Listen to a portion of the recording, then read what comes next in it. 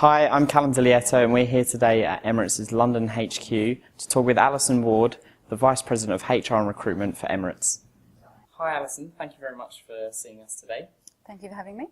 The first thing that comes to mind when I think of an airline is your workforce is incredibly mobile. They're all over the world, flying here, there and everywhere. What kind of challenge does that present for you? Well, the majority of our workforce in terms of our crew and flight crew actually live in Dubai. Everyone lives in Dubai. The only team that live overseas are those that are based in our countries overseas, and that's handled by a separate recruitment team. So everyone lives in Dubai, they're based in Dubai, our hub is Dubai. Our flight crew and cabin crew leave from Dubai on trips and come back to Dubai.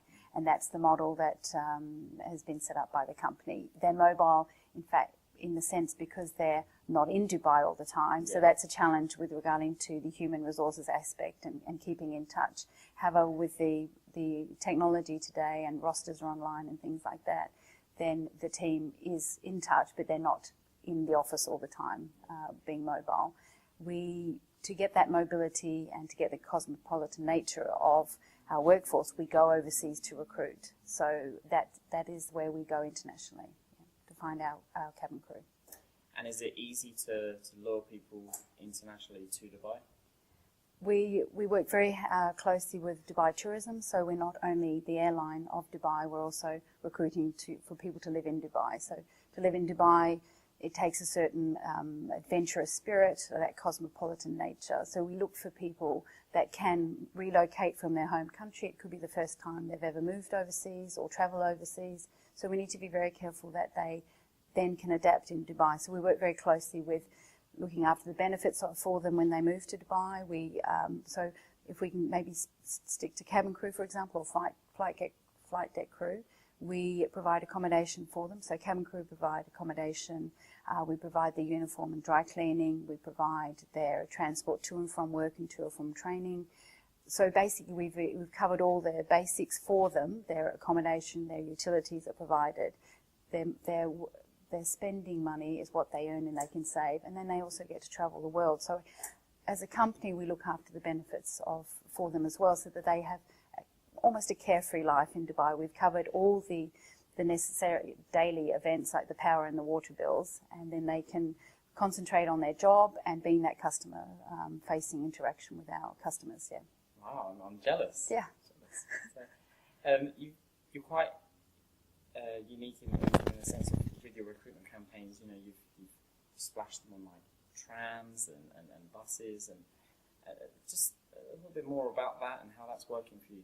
So the recent pilot brand campaign and also to some degree the cabin crew campaign, but let's look at the pilot campaign. We're trying to reach areas and target audiences that we may have not touched before in a traditional sense. So for example, in Budapest, we put an advert on the tram. In winter in Waterloo Station, we had a large ticker tape banner with the temperature that was in Dubai and the temperature it was in England. There was a big difference, and we gave out hand warmers with Emirates on, saying that, you know, maybe you should look for a career in Dubai because it's always sunny. Yes, so we try and target. We've got a very innovative corporate communications team that look at different ways that we can advertise and attract. So one, it could be a different thing for cabin crew than for flight crew or for IT specialists. So it's trying to get ahead and tap into those markets with an advertising or brand campaign to get those candidates we need to apply online. Once you've got them, once you've persuaded them with the warm weather and the lovely benefits, what happens in terms of onboarding? So the majority of our people, so I'd say 85% of the workforce is from overseas, so an expatriate workforce. We look after their onboarding in terms of their joining ticket.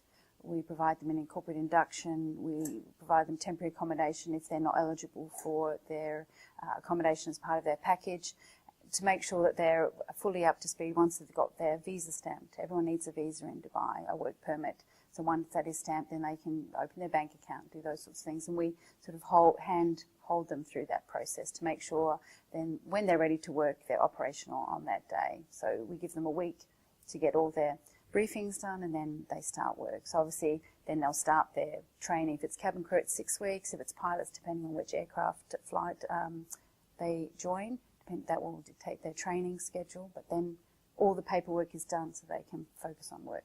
Yeah. The work for, I guess, cabin crews and pilots is very different to a 9 to 5 office job. Obviously, going across different time zones, different countries, hours, weeks, days. It's a very unusual work pattern for the normal person. So, from a HR perspective, how do you manage that?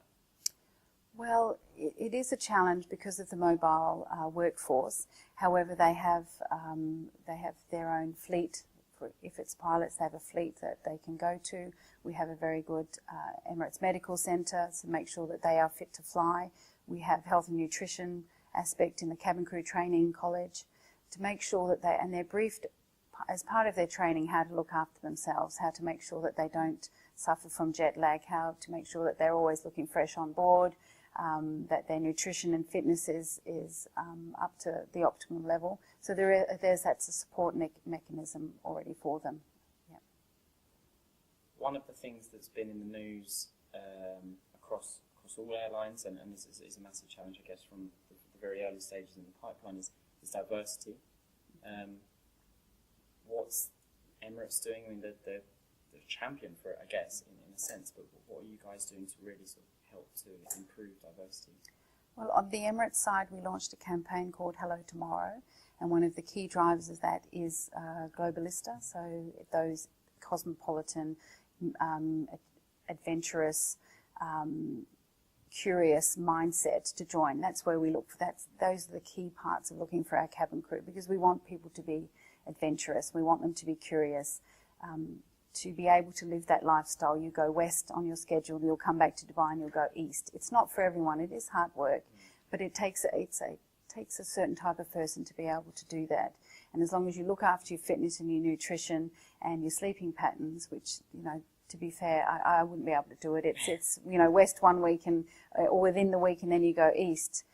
So that the company is mindful of that. So we make sure that we've given them all the tools for them to be able to maintain a healthy lifestyle and also look after our customers. So.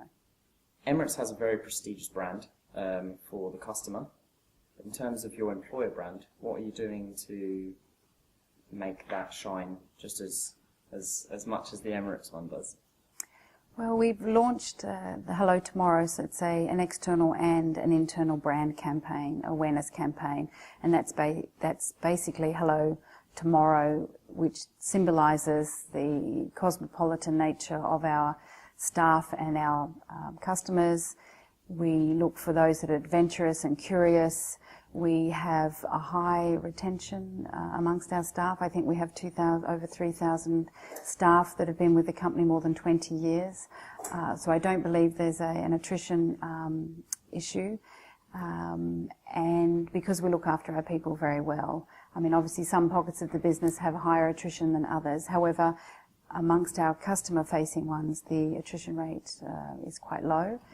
We look after our people. I think that's why they want to stay in Dubai. It's such a great place to live, and it's in the middle of the world. So part of the benefits of working for an airline are that you can get staff travel tickets quite cheaply, subject to a space availability, but that allows you an opportunity from Dubai to get to Australia in 14 hours, to get to San Francisco in 16 hours, to get back to Europe, to go to Asia. So that's another benefit.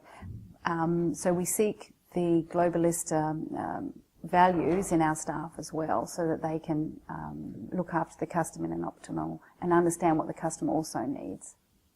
And you've talked about how your staff can go from Dubai and go all over the place, but obviously when you're recruiting from everywhere, so I imagine it's quite diverse.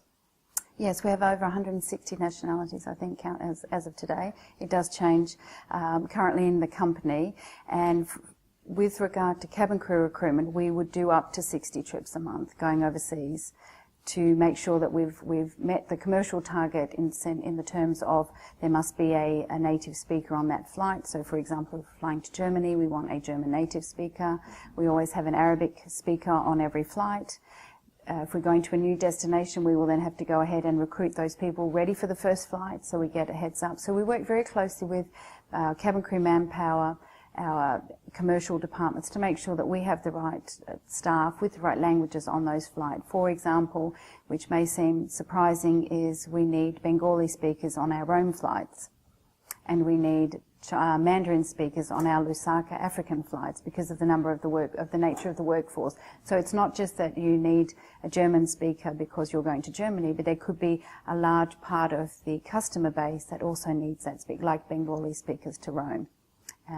So really we work very closely with commercial. Every month we have a meeting to make sure we're on track with our numbers. Yeah.